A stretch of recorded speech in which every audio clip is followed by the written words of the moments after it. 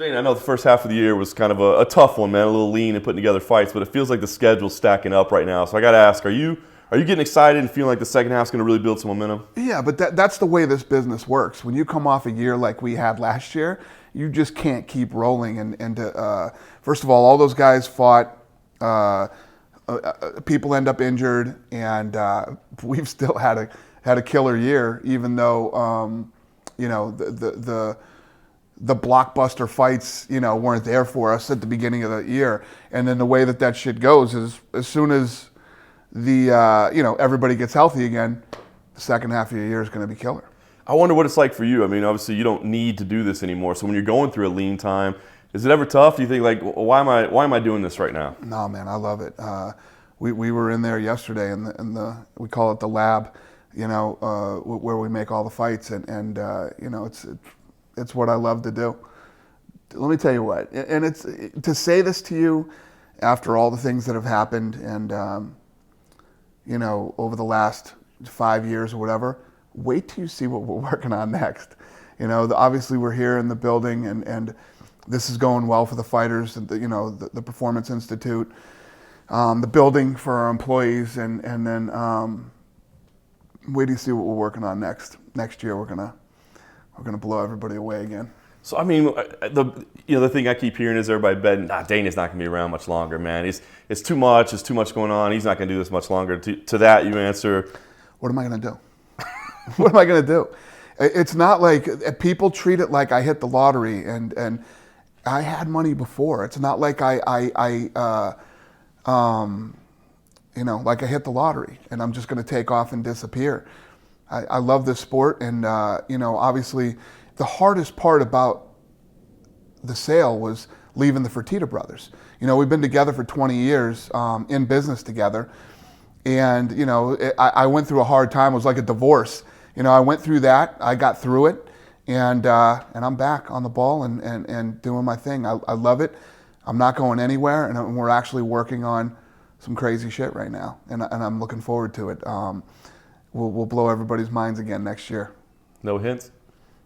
That's just, I always say this to you guys. We continue to take the sport to the next level. This Performance Institute is part of it. And now that we have all of our people, our employees together in one spot, and collaboration is a lot better. We needed all that, but aside from that, we're looking at how we take, combat sports to the next level. Very cool. Let's talk about some of the big fights you got on the horizon. Ultimate Fighter finale next week. Talk first about the Ultimate Fighter. 25 seasons in, amazing. I mean, that's a milestone in itself. Where do you see the Ultimate Fighter going? How long can it be around? What do you see its role as the sport continues to evolve? I've been saying for 10 years that the Ultimate Fighter can go on forever. And if you look at, this season, we're in our 25th season. The thing's pulling 700,000 viewers on Fox Sports 1. The show is always going to be relevant. But you're going to have these, again, like we were talking about at the beginning of the year, we came off a ridiculous year last year, and then we had a dip coming in this year, and the end of this year is going to go like this for us. It's the same thing with the Ultimate Fighter. Sometimes we get two coaches that are just unbelievable, and we get a cast that's just off the charts. This season was awesome. People are saying probably one of the best seasons ever, if not the best season ever this season. So, the Ultimate Fighter is always going to be relevant and be there. And obviously, we're working on new fun things too. Looking for a Fight has been a fun show for me, Matt, and Dean, and the new Contender series, Tuesday Night Fights. Definitely. I want to talk about that in a second. I want to ask you the main event, Justin Gaethje versus Michael Johnson. Yeah. Fight fans are going to love this fight. I know Justin Gaethje's a new name for you, but I'm sure you spent a little bit of time around him. What do you think about this kid coming in? I like bringing in these guys who are potential world champions and even potential top 5 guys. And this kid's got to come in, obviously, against a very, very tough veteran here at the UFC. Came off the Ultimate Fighter himself.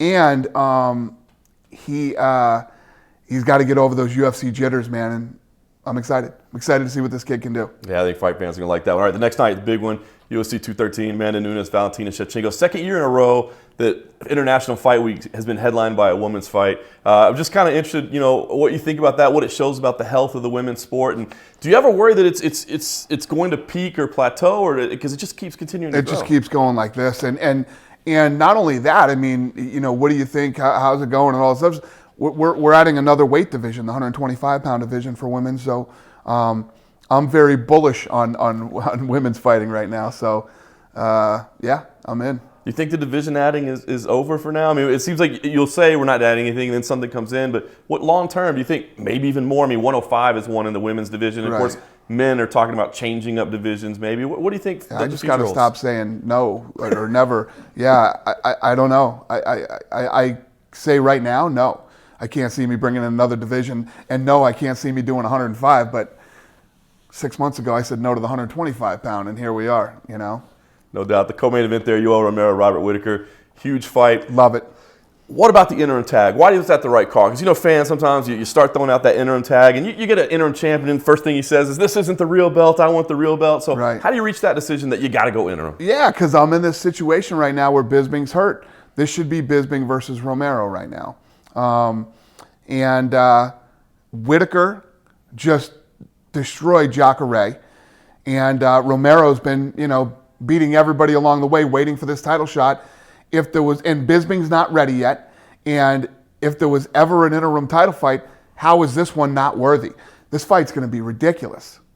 So Bisping, give us the update on him. Do you think he's, is he ready by the end of the year? And is he definitely, in line for the winner of this? He is in line for the winner. And Bisping, Bisping's never turned down a fight, this guy. Me and Bisping go back a long way from his season of The Ultimate Fighter. And I've done a lot of things for Michael Bisping, and Michael Bisping's done a lot of things for me. We have a very good relationship, and we communicate a lot, even when we're both not really happy with the situation and what's going on.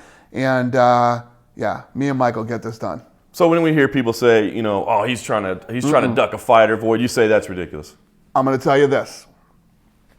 There are guys who turn down fights every day here, okay? Some I'm very public about and some I'm not, right? Bisping does not turn down fights. Bisping does not turn down fights. He does not. So I have a lot of respect for Mike. I like guys, you're in the fight business. You should be willing to fight anybody, anywhere, anytime, especially if you're the champion or one of the top fucking 5 guys in the world. You shouldn't be turning down fights with anybody. And Bisping does not. Nice. I guess we got some bad news maybe today. Can you maybe make that official that Cowboy and Lawler, it sounds like maybe that fight might not happen. Is there any development there? Oh, that got out today, huh? Yeah. Okay. Yeah, I've been working on this for like a week, but yeah. Here's the deal. Cowboy Cerrone is a stud. He's too tough for his own good. He absolutely wanted to fight. The kid's got a pulled groin.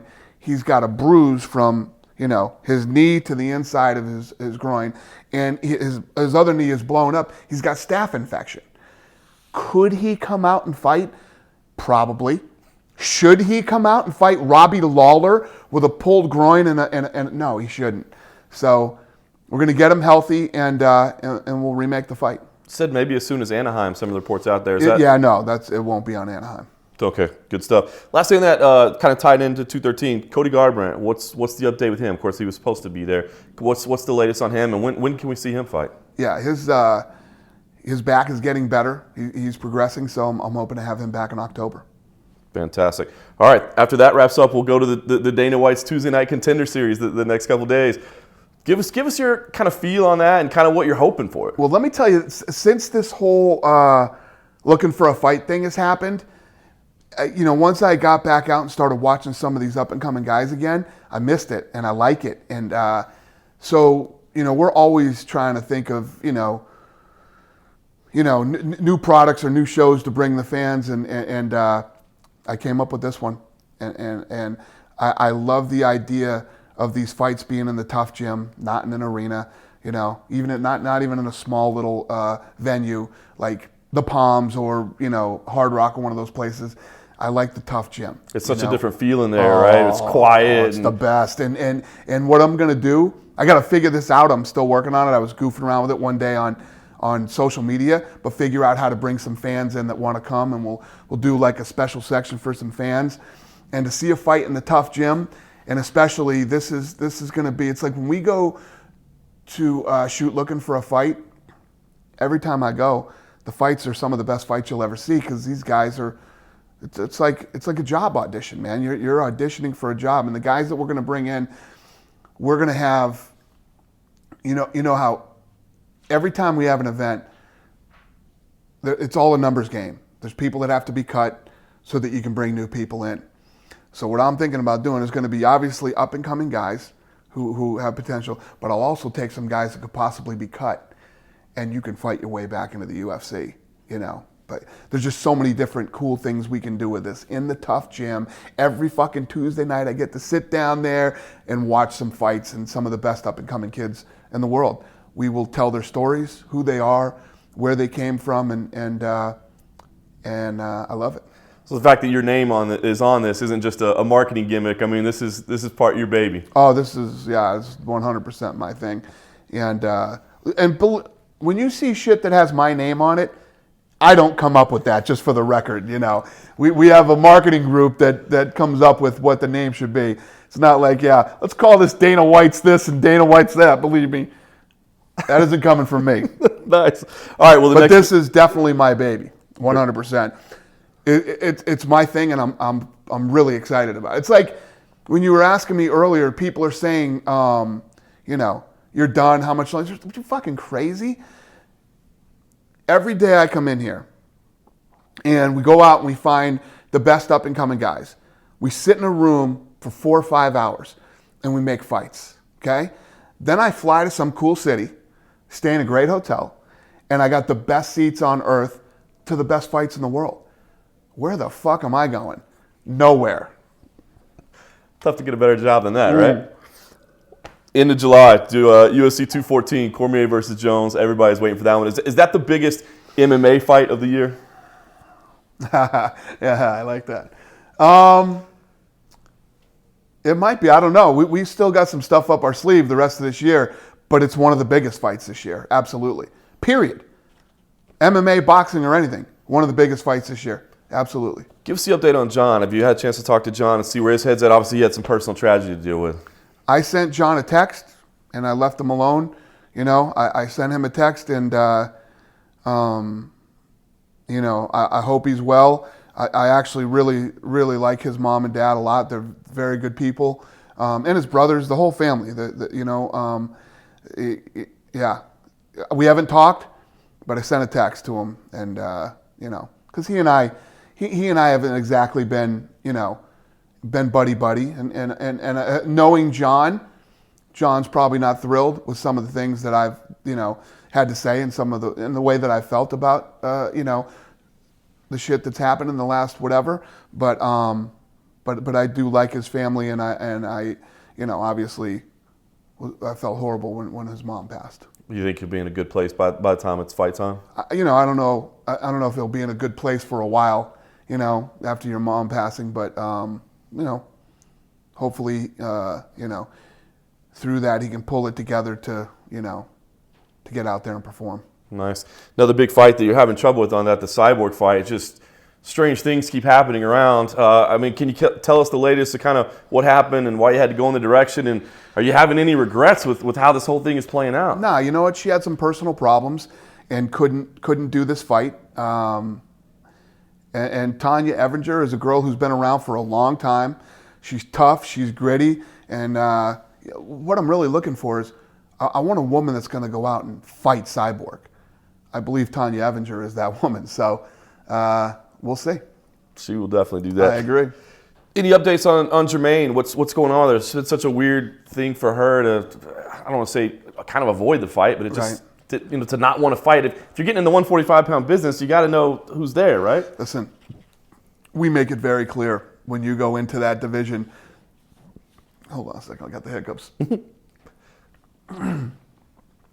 We make it very clear when you go into that division, you know who you're going to be fighting. It's not like, you know, basically Cyborg owns that division. So you go into the 45-pound division and you start, you're fighting for a belt, or you're going to fight Cyborg.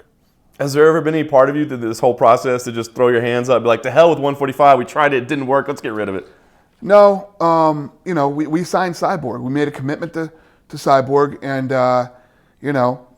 not everything is easy, and not everything is as fun as other divisions or whatever. But we made a commitment to this woman, and she's had a rough go here in the UFC. She hasn't been thrilled with things that have been said, things that have been done, and to be honest with you, we've made some mistakes when it comes to Cyborg. So the least we can do is get our shit together and get this woman a fight for the title, Very cool. All right, the fight that everybody's talking about, of course, Floyd Mayweather, Conor McGregor. I guess first, is the venue done? Did we get the thing done from Ice Cube? Are we good for T-Mobile? The Ice Cube thing was blown way out of proportion, and, Ice Cube and I got that whole thing squashed. And the reality, I guess Ice Cube thought that I was talking shit about him, or Floyd was talking shit about him. Dude, I'm the biggest Ice Cube fan in the world, man. He's a great guy. I watched NWA 25,000 times. I'm a huge Ice Cube fan. So, he and I talked, and we got the whole thing, I don't want to say squashed because there was never anything there, but we got it all worked out. But the whole thing with Ice Cube was being blown way out of proportion, number one. And number two, everything's smooth and going in the right direction.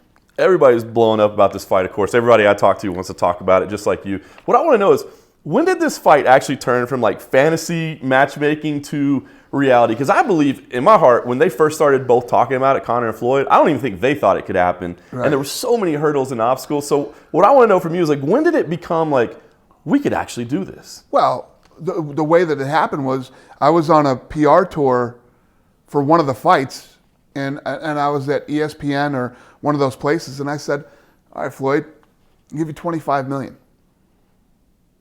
Give you $25 million bucks. Then he told TMZ, you see this watch? Get out of here with your $25 million.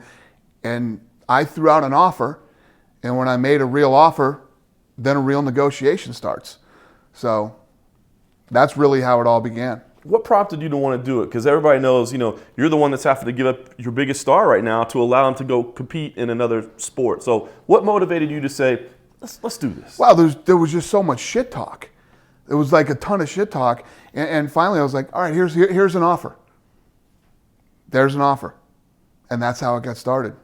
And from there, it just started to roll. Have you seen the odds at all that they keep shifting towards Conor? He's still obviously the underdog, but they're going way towards his favor. I mean, do you think people believe in him, or do you think it's just the power of Conor? If you look at the lines, Floyd Mayweather versus other boxers and how crazy it is, and you look at the line for Conor, Berto was like minus 3,000. You know what I mean? Conor's like plus 750 or plus 500 or something crazy like that. This whole thing is nuts, man. It's nuts. It's gonna be a crazy thing to be a part of. We're putting together the world tour right now, so we're actually gonna head out on a world tour in a couple weeks. How batshit fucking nuts do you think that's gonna be? That's gonna be crazy. Is Dublin gonna be a stop on the tour? London. Yeah. More media over there, that sort of thing. Yeah. Very cool. How many stops do you think you'll have? We got quite a few stops. Yeah, we're doing a pretty big world tour. It's gonna be fun, man. I keep talking about, everybody's got their opinions. I heard Manny Pacquiao said, he won't even touch him. I even heard Tyson said he won't even touch him. That's what the word is. I didn't read that personally, but that's what I heard. And my whole thing is, I stopped doubting Conor McGregor a long time ago, man. When I first started, signed this kid, got behind him, and started to go, it's like, Jesus, Poirier's tough, man. You know what I mean? This guy's tough. Conor is, I told you, I say it all the time, I call him a unicorn, but I stopped doubting him. So people say this would be the greatest upset in like sports history. Ever. Oh, 100%. Yeah. 100%. Tell me a bigger upset. If Conor McGregor knocks out Floyd Mayweather, right? Tell me something bigger. He'll be the biggest athlete on the fucking planet. It'll be absolute madness. It's going to be madness. I guess for UFC fans, what happens to the lightweight title in the meantime? While he's doing this, does an interim fight need to happen? Well, what needs to happen is those two need to fight. We have to have, we got to send in Nurmagomedov. Exactly. Yeah. Exactly. So those guys got to fight. It would have seemed a lot worse if those two fought and they were all sitting around waiting. It didn't happen. That fight still needs to happen. So this thing could time out perfectly. You know what Conor told me? He says, "I want Khabib in Russia." Is he fucking awesome? He's like, "I want Khabib in Russia." Yeah. That's amazing. That's awesome. amazing. Conor McGregor is a fucking unicorn. There's nothing like him. And he's working on boxing Floyd Mayweather, and then he's talking about Khabib in Russia right after. It's just, those are the kind of things that make that kid a fucking superstar. You know, I got guys telling me, I don't want to do, fucking, I don't want to fight this guy, and I don't want to do this. I want Floyd Mayweather, and I want fucking Khabib in Russia. How do you not love him? How do you not love Conor McGregor? It's amazing. It's the best. All right, let's quick hit some other guys. Max Holloway, guy looked incredible in Brazil. Talk to me about just what you think about how impressive he's become, and could he get in his fight in Hawaii that he's been begging for years? Yeah, no, he's awesome, and if you look at his run, it's been amazing. He's a good kid. Hawaii finally has a champ again, and listen, nobody wants to fly to Hawaii and do a show more than me and my staff. I mean, who wouldn't want to go there? And the media, everybody wants to go there. It's a tough one to pencil. They don't have an arena. They have the outside bowl. I'm terrified to do anything outside with fighting. I used to spend a lot of time in Hawaii early on when we bought the company because there were a lot of good fights out there. It rains every 10 minutes. You know what I mean? It's raining, then it's beautiful out. It's raining, then it's beautiful out. And it's just scary, man. And the thing just doesn't pencil right now. But 6 months ago, I said we wouldn't do the 125-pound division. So I'm not saying no anymore. We'll see what happens. Give us the update on George St-Pierre. We got the tease. We thought we had him back, and then things fell apart. What's the temperature on that right now? George and I talked a couple days ago. He was in Vegas. And, George saying he wants to fight. We'll get this thing figured out. Talking about Tyrone Woodley and Damian Maia. Okay? These two are going to fight soon. And that will free up a 170-pound champion for George St-Pierre to return and try to regain his belt. Very cool. Nice upset there. All right. Demetrious Johnson, guy sitting on the cusp of breaking the all-time record. Could be the greatest ever, and then all of a sudden it sounds like he's unhappy. What's the latest there? And I'm not thrilled with Demetrious Johnson. You're the pound-for-pound best in the world. TJ Dillashaw challenges you, one of the best in the world, former world champion, and you flat out deny the fight. Flat out say, I won't do it. I want Ray Borg. Nothing against Ray Borg. Guys, he's doing his thing. Yeah.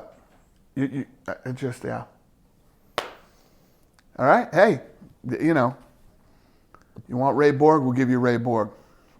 So you're going to make that fight? Yeah. Make the fight. Sure, the fans will be clamoring for it, and ticket sales will be through the roof, and pay-per-views will be off the charts. Who wouldn't want to see Demetrious Johnson versus TJ Dillashaw? Dillashaw calling me every day. I'm cutting weight. I'm dieting, I'm training, I'm cutting weight. Do I got the fight? Ask TJ Dillashaw next time you see him or you interview him. Calling me every day, chomping at the bit for the fight. You would expect the pound-for-pound best fighter in the world to go, let's do it, right? You're on the cusp of breaking the record and doing all this stuff. The exact opposite. And you're talking about super fights, and you want $2 million and all this other stuff, So, yeah, I'm not thrilled about it, but guess what? You want Ray Borg? We'll give you Ray Borg. Is that what okay. Does the future I don't want to hear any shit. You know, if you, you know, it's not the blockbuster event you expect it to be. Does the future of the division hang in the balance? I mean, you suggested that maybe you talked about getting rid of it. Is that a possibility? So the night we were at Snoop Dogg, when the big thing was going on, what I said to him was, you know, a couple of years ago, we were actually talking about getting rid of the division. There was never a threat to him, oh, we're going to get rid of the division. That was complete bullshit. And 90% of what he came out and said was complete bullshit. I just don't care. I'm not going to go out and defend. Never did I say to him, hey, if you don't do this, we're going to get rid of your division. What I said to him was a couple of years ago, we were talking about, I built an Ultimate Fighter around you to try to build you. He says he hasn't been promoted. Who has defended that weight division more than me? I mean, I used to stand up in front of you guys at the press conference going, this kid's amazing, he's unbelievable, he's this, he's that, which he is. I'm not saying he's not, but we're in a spot right now where you had the opportunity to really get out there. TJ Dillashaw called you out. He's one of the best in the world, and he's a former world champion. You know, many people thought he won the fight against Cruz. You know what I mean? And this is the guy, you flat out say, I don't want to fight this guy. I want this guy. I want to fight the number 5 or 6 guy instead of, you know, it's just, you know, it's when I talk about the Conor McGregor thing, there's the complete fucking opposite of Conor McGregor, okay? I want to roll into Russia and fight Khabib. The guy that, you know, if you ask most fans of media, say, keep him away from fucking Khabib. You know what I mean? No, I want Khabib and I want him in Russia, in his home country. It's just the complete opposite. We're going to see a Diaz brother fight in 2017, one or both? I doubt it. I highly doubt it. I don't know. I honestly don't think that, and I can't speak for him, and you'd have to speak to Nick himself, but if you asked me, like people ask me, think Ronda's coming back? No, I think Ronda's going to retire. Ronda hasn't retired, but my opinion is, I think she will. I don't think Nick Diaz will ever fight again. I just don't think he has the desire anymore. The thing about fighting, first of all, it's a young man's game. You got to be young, hungry. You got to be an animal to jump out of bed every day and go in there and train the way that you do. And the things that you have to do to get to the UFC, let alone break into the top 10 or the top 5 or be a world champion, you have to love it. And I don't think that Nick loves it anymore. Nate, I think that Nate, you know, Nate probably will if something popped up, you know. But that's just my opinion. If you ask the Diaz brothers, they might have a different opinion.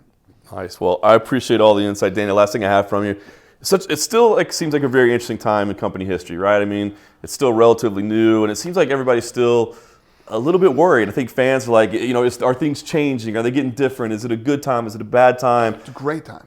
I just want to ask, give me an idea of your temperature in the future. It's a great time. Let me tell you what, when have I ever told you guys that big things were coming and big things didn't come? You know, we're working on a lot of great stuff. Obviously, we're still doing all the things we're doing. This is just the surface stuff that I'm telling you, how we're out looking for opportunities for these younger up-and-coming guys where the fans will have the opportunity to see some of these rising stars on this new show and looking for a fight. Not to mention the fact, all the things that we're doing that you don't know about to cultivate talent. Working on things in Mexico and China, China, and the UK right now. We're working on things in Russia. And we're working on some even bigger shit that I said we'll probably be announcing next year. It's all good. Everybody thinks I'm going somewhere or doing something. I'm not going anywhere, man. We're dug in like ticks over here, and we are working on great shit. Ari and I have known each other for 12 years.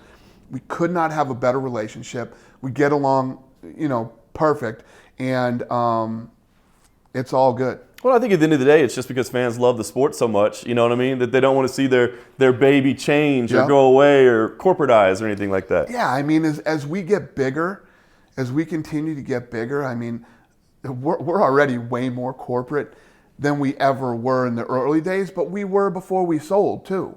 That hasn't really changed. You know, I don't know how corporate I am.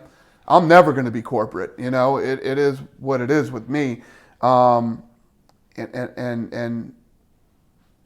I'm in it for all the reasons I was ever in it. You know, the day that I walked out of my job when I was 19 years old, it wasn't because I thought I was going to get rich in the fight business, you know?